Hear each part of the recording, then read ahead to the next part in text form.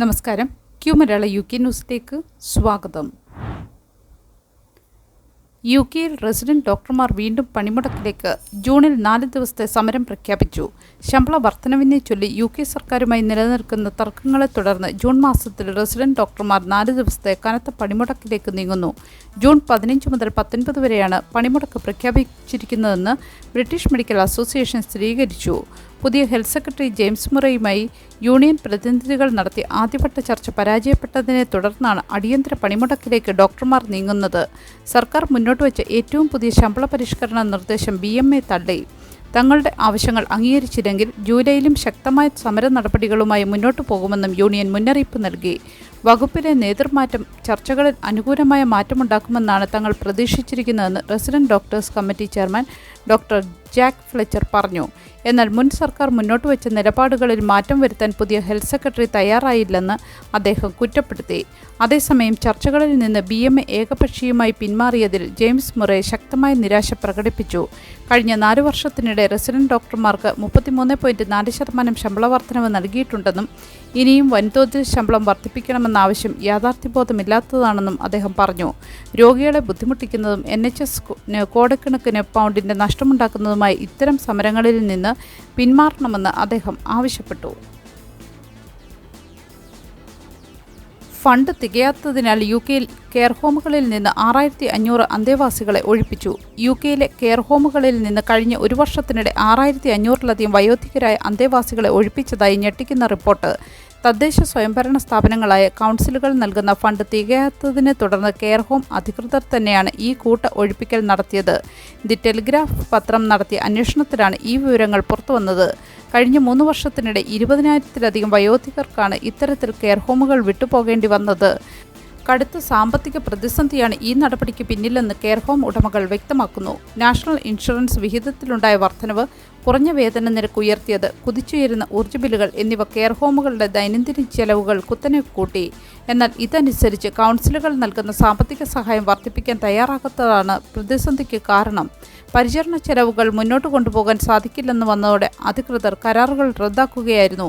ഒഴിപ്പിക്കൽ നോട്ടീസ് ലഭിക്കുന്ന അന്തേവാസികൾക്ക് പുതിയൊരു താമസ സ്ഥലം കണ്ടെത്താൻ വെറും 28 ദിവസം മാത്രമാണ് അനുവദിക്കുന്നത്.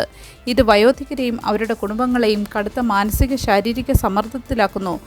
മറവി രോഗം പോലുള്ള ഗുരുതരമായ ആരോഗ്യ പ്രശ്നങ്ങൾ നേരിടുന്നവരെയാണ് ഈ നടപടി ഏറ്റവും കൂടുതൽ ബാധിക്കുന്നത്.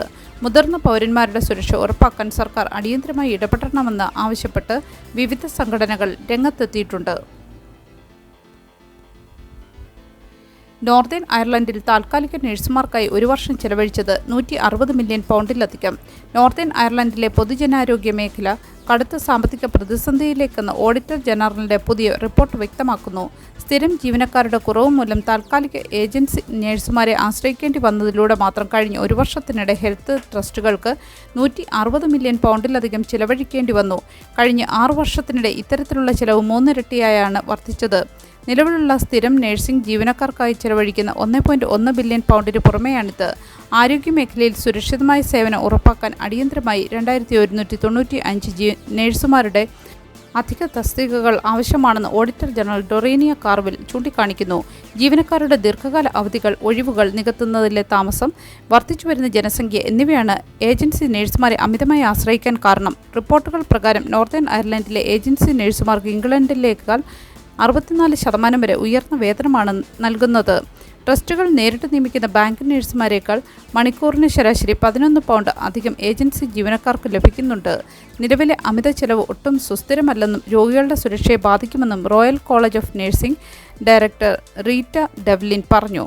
താൽക്കാലിക സംവിധാനങ്ങൾക്ക് പണം ഒഴുക്കുന്നതിന് പകരം ശമ്പളവും തൊഴിൽ സാഹചര്യങ്ങളും മെച്ചപ്പെടുത്തി സ്ഥിരം ജീവനക്കാരെ നിലനിർത്താനാണ് സർക്കാർ ശ്രമിക്കേണ്ടതെന്ന് യൂണിയൻ നേതാക്കൾ ആവശ്യപ്പെടുന്നു. ബ്രിട്ടീഷ് പൗരത്വം റദ്ദാക്കാനുള്ള നിയമങ്ങൾ കർശനമാക്കി UK. 2026-ലെ പുതിയ ഭേദഗതികൾ പുറത്ത്. UK-യിലെ പുതിയ നിയമ ഭേദഗതികൾ പ്രകാരം ബ്രിട്ടീഷ് പൗരത്വം ഇനി അത്ര സുരക്ഷിതമല്ലെന്ന മുന്നറിയിപ്പുമായി പുതിയ റിപ്പോർട്ടുകൾ പുറത്തുവന്നു. 2025-26 വർഷങ്ങളിലായി നടപ്പിലാക്കിയ പുതിയ നിയമങ്ങൾ വഴി പൗരത്വം റദ്ദാക്കാനുള്ള ഹോം സെക്രട്ടറിയുടെ അധികാരം സർക്കാർ വിപുലീകരിച്ചു. ഇരട്ട പൗരത്വമുള്ളവരെയും ദേശീയ സുരക്ഷയ്ക്ക് ഭീഷണിയാകുന്നവരെയും ലക്ഷ്യമിട്ടാണ് പ്രധാനമായും ഈ നിയമം കൊണ്ടുവന്നിട്ടുള്ളത്. കൂടാതെ പൗരത്വം റദ്ദാക്കുന്നതിനെതിരെ അപ്പീൽ നൽകുന്ന ഘട്ടങ്ങളിൽ അത് തിരികെ ലഭിക്കുന്നത് മുൻപത്തേക്കാൾ കഠിനമാക്കിയിട്ടുണ്ട്. നാഷണാലിറ്റി ആൻഡ് ബോർഡേഴ്സ് ആക്ട് പ്രകാരമുള്ള നോട്ടീസ് ഇൻ അബ്സെൻഷ്യ വഴി ഒരു വ്യക്തിക്ക് രേഖാമൂലം നോട്ടീസ് നൽകാതെ തന്നെ പൗരത്വം റദ്ദാക്കാൻ ഹോം ഓഫീസിന് ഇപ്പോൾ നിയമപരമായ അധികാരമുണ്ട്. മുൻപ് അപ്പീൽ നൽകുന്ന സമയത്ത് പൗരത്വം താൽക്കാലികമായി നിലനിർത്താമായിരുന്നുവെങ്കിൽ പുതിയ നിയമപ്രകാരം അപ്പീൽ നടപടികൾ പുരോഗമിക്കുമ്പോഴും പൗരത്വം റദ്ദാക്കിക്കൊണ്ടുള്ള ഉത്തരവ് നിലനിൽക്കും. ഇത് സുരക്ഷാ ഭീഷണിയുള്ളവർ UK-യിലേക്ക് തിരികെ വരുന്നത് തടയും.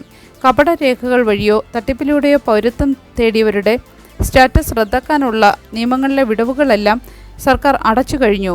പൗരത്വം എന്നത് ഒരു അവകാശമല്ല, മറിച്ച് സർക്കാർ നൽകുന്ന ആനുകൂല്യം മാത്രമാണെന്ന നിലപാടിലാണ് പുതിയ ഭേദഗതികൾ തയ്യാറാക്കിയിട്ടുള്ളത്. UK-യിലെ ലിറ്റിൽ ഹാംപ്ടണിൽ കോട്ടയം താഴത്തങ്ങാടി സ്വദേശി വിന്നി എം കോശി നിര്യാതനായി. UK-യിലെ ലിറ്റിൽ ഹാംപ്ടണിൽ കോട്ടയം താഴത്തങ്ങാടി സ്വദേശിയായ മലയാളി വിന്നി എം കോശി അന്തരിച്ചു. കുറച്ചു നാളുകളായി ചികിത്സയിലായിരുന്ന അദ്ദേഹം രോഗാവസ്ഥയെ തുടർന്നാണ് മരണത്തിന് കീഴടങ്ങിയത്. അദ്ദേഹത്തിന്റെ അപ്രതീക്ഷിത വിയോഗത്തിൽ ലിറ്റിൽ ഹാംപ്ടണിലെ മലയാളി സമൂഹവും സുഹൃത്തുക്കളും ആഴത്തിലുള്ള ദുഃഖം രേഖപ്പെടുത്തി. UK മലയാളികളെ കണ്ണീരിലാഴ്ത്തി തുടർച്ചയായ മരണങ്ങൾ. ഈസ്റ്റ് ഹാമിൽ 41-കാരി യോഗ പരിശീലനത്തിനിടെ ഹൃദയാഘാതം മൂലം അന്തരിച്ചു. UK മലയാളികളെ നടുക്കിക്കൊണ്ട് തുടർച്ചയായ 3-ാം ദിവസവും മരണവാർത്തകളെത്തുന്നു. കഴിഞ്ഞ ദിവസങ്ങളിൽ കുഞ്ഞ് Jessica, doctor Achamma John, Winnie M Koshy, Nabeel എന്നിവരുടെ വിയോഗ വാർത്തകൾക്ക് പിന്നാലെ ചൊവ്വാഴ്ച ഈസ്റ്റ് ഹാമിൽ താമസിക്കുന്ന കൊല്ലം സ്വദേശിനി സിസിലി കൃഷ്ണ ഹൃദയാഘാതത്തെ തുടർന്ന് അന്തരിച്ചു. ആരോഗ്യ സംരക്ഷണ വകുപ്പിൽ സർക്കാർ ജീവനക്കാരിയായ സിസിലിക്ക് യോഗ പരിശീലനത്തിനിടെയാണ് ദേഹാസ്വാസ്ഥ്യം അനുഭവപ്പെട്ടത്. ഉടൻ ആശുപത്രിയിലെത്തിച്ചെങ്കിലും 2 ദിവസത്തെ ജീവൻ രക്ഷാ പോരാട്ടത്തിനൊടുവിൽ മരണത്തിന് കീഴടങ്ങുകയായിരുന്നു. ഏറ്റവും സങ്കടകരമായ കാര്യം, സിസിലിയുടെ 2 സഹോദരങ്ങളും മുൻപ് ഹൃദയാഘാതം മൂലം മരണപ്പെട്ടവരാണ്. പാരമ്പര്യമായി ഹൃദയരോഗസാധ്യത മുന്നിൽ കണ്ട് NHSന്റെ നിരീക്ഷണത്തിലായിരുന്ന സിസിലി 1 മാസം മുൻപാണ് മരുന്നുകൾ കഴിക്കാൻ തുടങ്ങിയത്. ആരോഗ്യ സംരക്ഷണത്തിനായി യോഗ ഉൾപ്പെടെയുള്ള ജീവിതശൈലികൾ പിന്തുടരുന്നതിനിടെയാണ് മരണം സംഭവിച്ചത്. ക്ലീൻ എയർ സോൺ ചട്ടലംഘനം. സ്വന്തം നിയമം തെറ്റിച്ചതിന് ബർമിംഗ്ഹാം കൗൺസിൽ വൻ തുക പിഴയടച്ചു. ബർമിംഗ്ഹാം സിറ്റി കൗൺസിൽ തങ്ങളുടെ സ്വന്തം നിയമമായ ക്ലീൻ എയർ സോൺ ചട്ടങ്ങൾ ലംഘിച്ചതിനെ തുടർന്ന് ഏകദേശം 4.7 ലക്ഷം പൗണ്ട് പിഴയായി ഒടുക്കിയതായി റിപ്പോർട്ട്. 2021 വായു മലിനീകരണം കുറയ്ക്കുക എന്ന ലക്ഷ്യത്തോടെ പദ്ധതി ആരംഭിച്ചതു മുതൽ കൗൺസിലിന്റെ ഔദ്യോഗിക വാഹനങ്ങളിൽ തന്നെ 3262 തവണയാണ് നിയമലംഘനം നടത്തിയത്. ഇതിൽ ഭൂരിഭാഗവും മാലിന്യ സംസ്കരണ വിഭാഗത്തിന്റെ വലിയ വാഹനങ്ങളായിരുന്നു. നഗരത്തിലെ വായു മലിനീകരണം തടയാൻ കർശന നിയമങ്ങൾ നടപ്പിലാക്കിയ കൗൺസിൽ തന്നെ മാനദണ്ഡങ്ങൾ പാലിക്കാത്തത് കടുത്ത ജനവിമർശനങ്ങൾക്ക് ഇടയാക്കിയിട്ടുണ്ട്. നിലവിൽ കടുത്ത സാമ്പത്തിക പ്രതിസന്ധി നേരിടുന്ന ബർമിംഗ്ഹാം കൗൺസിൽ സ്വന്തം ഫണ്ടിൽ നിന്ന് ഇത്രയും തുക പിഴയടച്ചത് വലിയ വിവാദമായി മാറിയിരിക്കുകയാണ്. നഗരത്തിൽ നിർധനർക്ക് ഭക്ഷ്യസഹായം നൽകുന്ന സന്നദ്ധ സംഘടനകൾക്കും ഈ മലിനീകരണ ചാർജ് വലിയ ബാധ്യതയാകുന്നുണ്ട്. ദിവസേന പിഴയടയ്ക്കാൻ സാധിക്കാത്തതിനാൽ ചില സംഘടനകൾ തങ്ങളുടെ ജീവകാരുണ്യ പ്രവർത്തനങ്ങളിൽ പോലും വെട്ടിക്കുറച്ചു.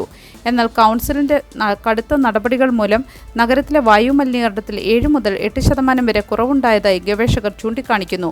നിലവിൽ കൗൺസിലിന്റെ 1170 വാഹനങ്ങളിൽ 142 എണ്ണം മാത്രമാണ് മാനദണ്ഡം പാലിക്കാത്തതെന്നും അവ പരിസ്ഥിതി സൗഹൃദ വാഹനങ്ങളാക്കി മാറ്റാനുള്ള നടപടികൾ പുരോഗമിക്കുകയാണെന്നും അധികൃതർ വ്യക്തമാക്കി. രോഗിയായ യുവതിയുമായി അവിഹിത ബന്ധം. ഇന്ത്യൻ വംശജനായ ന്യൂറോ സർജന് UK-യിൽ 8 മാസം സസ്പെൻഷൻ. UK-യിലെ യൂണിവേഴ്സിറ്റി ഹോസ്പിറ്റൽസ് ഓഫ് വെയിൽസിൽ ജോലി ചെയ്തിരുന്ന ഇന്ത്യൻ വംശജനായ പ്രമുഖ ന്യൂറോ സർജൻ ഡോക്ടർ ചിരാഗ് പട്ടേലിന് മെഡിക്കൽ കൗൺസിൽ 8 മാസത്തെ സസ്പെൻഷൻ ചുമത്തി.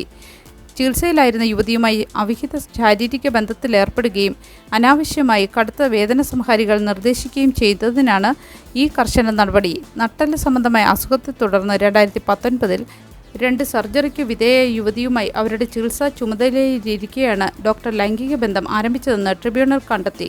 യുവതിക്ക് ഡയസപ്പാം ഉൾപ്പെടെയുള്ള ശക്തമായ മരുന്നുകൾ അനാവശ്യമായി നൽകിയെന്നും ഈ വിവരങ്ങൾ ഔദ്യോഗിക മെഡിക്കൽ രേഖകളിൽ ഡോക്ടർ കൃത്യമായി രേഖപ്പെടുത്തിയിട്ടില്ലെന്നും അന്വേഷണത്തിൽ തെളിഞ്ഞു. വിവരം കുടുംബ ഡോക്ടറെ അറിയിക്കാതിരുന്നതും ഗുരുതര വീഴ്ചയായി വിലയിരുത്തി 2023 ഇവർ തമ്മിലുള്ള ബന്ധം വഷളായതിനെ തുടർന്ന് യുവതി പോലീസിൽ പരാതി നൽകിയതോടെയാണ് സംഭവം പുറത്തറിയുന്നത്. യുവതിയുമായി ശാരീരിക ബന്ധത്തിൽ ഏർപ്പെട്ടതും അശ്ലീല ചിത്രങ്ങൾ അയച്ചതും ഡോക്ടർ സമ്മതിച്ചെങ്കിലും യുവതിയുടെ ഭീഷണിയും ബ്ലാക്ക്മെയിലിംഗും കാരണമാണ് ബന്ധം തുടർന്നതെന്നായിരുന്നു അദ്ദേഹത്തിന്റെ വാദം. എന്നാൽ വിശദമായ അന്വേഷണത്തിനൊടുവിൽ medical practitioners tribunal service doctor കുറ്റക്കാരനാണെന്ന് കണ്ടെത്തുകയും സസ്പെൻഷൻ പ്രഖ്യാപിക്കുകയുമായിരുന്നു. നല്ലൊരു ദിവസം ആശംസിച്ചുകൊണ്ട് ഈ വാർത്താ ബുള്ളറ്റിൻ ഇവിടെ പൂർണ്ണമാകുന്നു. എല്ലാ ദിവസവും ക്യൂ മലയാള UK ന്യൂസിൽ നിന്നുള്ള വാർത്താ അപ്ഡേറ്റുകൾക്കായി കാത്തിരിക്കുക. നോട്ടിഫിക്കേഷനുകൾ ലഭിക്കുന്നതിന് ബെല്ലൈക്കൺ എനേബിൾ ചെയ്യണമെന്നും ഫേസ്ബുക്ക്, ഇൻസ്റ്റാഗ്രാം, യൂട്യൂബ് എന്നിവയിലൂടെ ക്യൂ മലയാള UK ന്യൂസ് ഫോളോ ചെയ്യണമെന്നും അഭ്യർത്ഥിക്കുന്നു.